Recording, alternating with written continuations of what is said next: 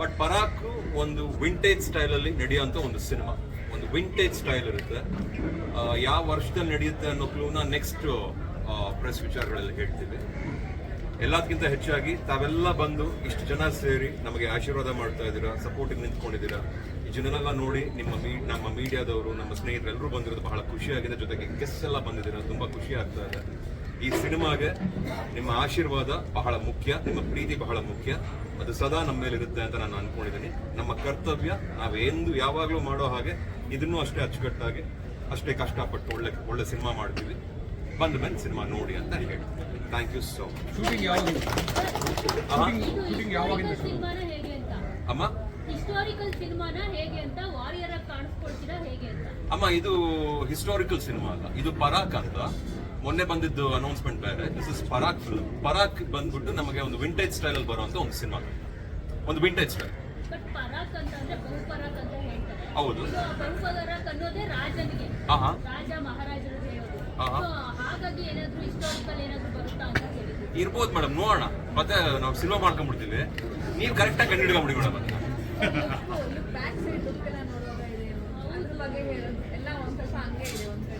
ಅಂದ್ರೆ ಏನಾಗುತ್ತೆ, sometimes designs ಮಾಡ್ಬೇಕಾದ್ರೆ ಡೈರೆಕ್ಟ್ ಪರ್ಸೆಪ್ಷನ್ ಇರುತ್ತೆ. ಕಥೆಯಲ್ಲಿ ನಾನೇನಾದ್ರು ಹೇಳಬೇಕು, ಇಂಥದ್ನ ತಿಳಿಸ್ಬೇಕು ಅಂತ.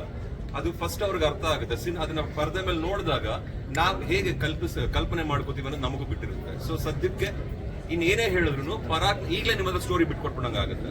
ನನಗೆ ಸ್ವಲ್ಪ ನೀವು ಸಹಾಯ ಮಾಡಿದ್ರೆ ಕಥೆನ ಇನ್ನೊಂದು ಪ್ರೆಸ್ ಮೀಟಲ್ಲಿ ಮಾತಾಡ್ತೀನಿ. ಉಗ್ರಂ ನಂತರ ನಿಮ್ಮ ಆಯ್ಕೆಗಳು ಯಾವ್ದು ಇದೆ ಅಂತ ಗೊತ್ತು. ಹೊಸ ನಿರ್ದೇಶಕರ ಜೊತೆ ಹೋಗ್ತಾ ಇದ್ದೀರಾ, ಸ್ಪೆಷಲ್ ಅನಿಸ್ತಾ ಇದೆ ಇದು ಸರ್.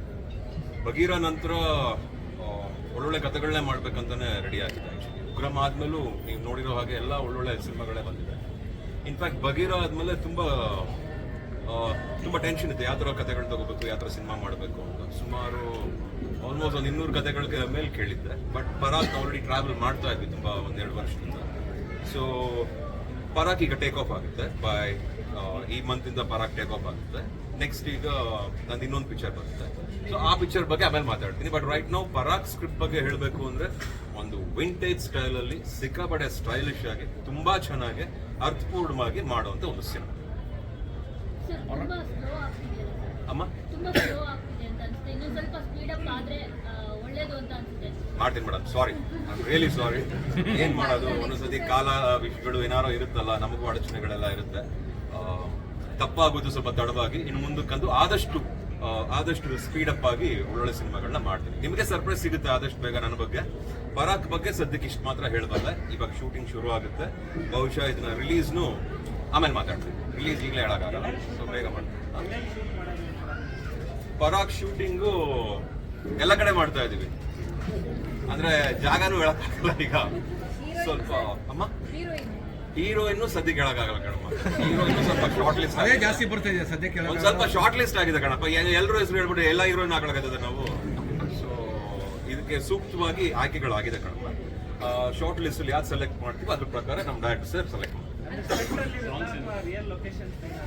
ಸೆಟ್ ಇರುತ್ತೆ, ರಿಯಲ್ ಲೊಕೇಶನ್ ಇರುತ್ತೆ, ನಾನು ರಿಯಲಿಸ್ಟಿಕ್ ಆಗಿರ್ತೀನಿ. ಚೆನ್ನಾಗಿರುತ್ತೆ. ಇಟ್ಸ್ ಒಂದು ಒಳ್ಳೆ ಅನುಭವ. ಸರ್ ಸಾಂಗ್ಸ್ ಇದೆ. Basically this team is very exciting sir. Charan Raj ಅವ್ರ ಮ್ಯೂಸಿಕ್ ಡೈರೆಕ್ಟರ್. ಇವಾಗ ಬಂದಿರೋ ಸಿನಿಮಾಗಳನ್ನ ನೋಡ್ಕೊಂಡ್ ಬಂದ್ರೆ ಅವ್ರು ಕೊಟ್ಟಿರೋ hits it's very good. Actually ಅವರ ಫಸ್ಟ್ ಕಾಂಬಿನೇಷನ್ ಆಗಿದೆ ನನ್ನ ಚರಣ್ ರಾಜ್. ಆಮೇಲೆ ನಮ್ಮ ಸಂದೀಪ್ ಅನ್ನೋರು ಕ್ಯಾಮ್ರಾಮ್ಯಾನ್ ಸರ್, ಅವರು ಬಂದ್ಬಿಟ್ಟು, ಹೌದು ಸಂದೀಪ್ ಅವರು ಕ್ಯಾಮ್ರಾ DOP ಮಾಡ್ತಾ ಇದ್ದಾರೆ. ಇಂಚರ ಕಾಸ್ಟ್ಯೂಮ್ ಮಾಡ್ತಾ ಇದ್ದಾರೆ. ಉಲ್ಲಾಸ್ ಆರ್ಟ್ ಡಿಪಾರ್ಟ್ಮೆಂಟ್ ವಿಷಯಗಳನ್ನ ಅಷ್ಟು ರೆಸ್ಪಾನ್ಸಿಬಿಲಿಟಿ ಉಲ್ಲಾಸ್ ತಗೋತಾ ಇದ್ದಾರೆ. ಇನ್ನು ಆಮೇಲೆ ಹೀರೋಯಿನ್ಗಳು ಈಗ ಹೇಳಲ್ಲ, ಆಮೇಲೆ ಹೇಳ್ತೀನಿ. ಆಮೇಲೆ ಕ್ಯಾರೆಕ್ಟರ್ಸ್ ಯಾರು ಬೇಡ ಅಷ್ಟೇ, ಇನ್ಯಾರು ಕೆಲಸ ಮಾಡ್ಲಿಕ್ಕೆ ಅವಕಾಶ ಸಿಗ್ತದೆ. ಹಾಗೂ ತುಂಬಾ ಅದ್ಭುತವಾದ ಸ್ಕ್ರಿಪ್ಟ್, ಆಲೇಶ್ ಅವರೊಟ್ಟಿಗೂ ಹಾಗೂ ಒಳ್ಳೆ ಟೆಕ್ನಿಷಿಯನ್ ತಂಡ, ಒಳ್ಳೆ ತಾರ ಒಳಗ ಇದೆ. So I am very excited to work on this project. Thank you. Thank you so much. ಬೇರೆ ಏನಾದ್ರು ಇದೆಯಪ್ಪ, ಬೇರೆ ಏನಾದ್ರು ಕೇಳ್ಬೇಕಾ ಹೇಳಿ. ಇದು ಸಂಬಂಧಪಟ್ಟಿಲ್ಲ, ಆದ್ರೂ ಕೂಡ ನೀವು ಸ್ಟಾರ್ ಅಂತ ಕೇಳ್ತೀನಿ. ಯಾಕಂತಂದ್ರೆ ಸ್ಟಾರ್ಗಳಿಗೆ ಈಗ ಹೊರಗಡೆ ಓಡಾಡೋದೇ ದೊಡ್ಡ ತಲೆನೋವು ಆಗೋಗಿದೆ. ಎಲ್ಲಿ ಜನ ಕ್ರೌಡ್ ಬರುತ್ತೋ, ಎಲ್ಲಿ ಯಾವ ಥರ ಅನಾಹುತಗಳಾಗುತ್ತೋ ಅಂತ ಮನೆಯಿಂದ ಹೊರಗಡೆ ಬಂದ್ರೆ ಮೊನ್ನೆ ತಮಿಳ್ನಾಡಲ್ಲಿ ಆಗಿದ್ದು ನಿಮ್ಗೆ ಗಮನಕ್ಕೆ ಬಂತು ಆ ಘಟನೆ ಬಗ್ಗೆ ನೀವು ಮಾತಾಡೋದು ಏನಮ್ಮ ಯಾರು ಈಗ ಈ ಕಾರ್ಕಳ ಐ ಥಿಂಕ್ ತುಂಬ ಜನ ಎಲ್ಲ ಇದ್ದಾಗ ನಮ್ಮನ್ನ ನಾವು ನೋಡ್ಕೊಳ್ಳೋ ಅಷ್ಟು ಕಾಳಜಿ ಇರ್ಬೇಕಂತ ಅನ್ಸುತ್ತೆ ಬೇಸಿಕಲಿ.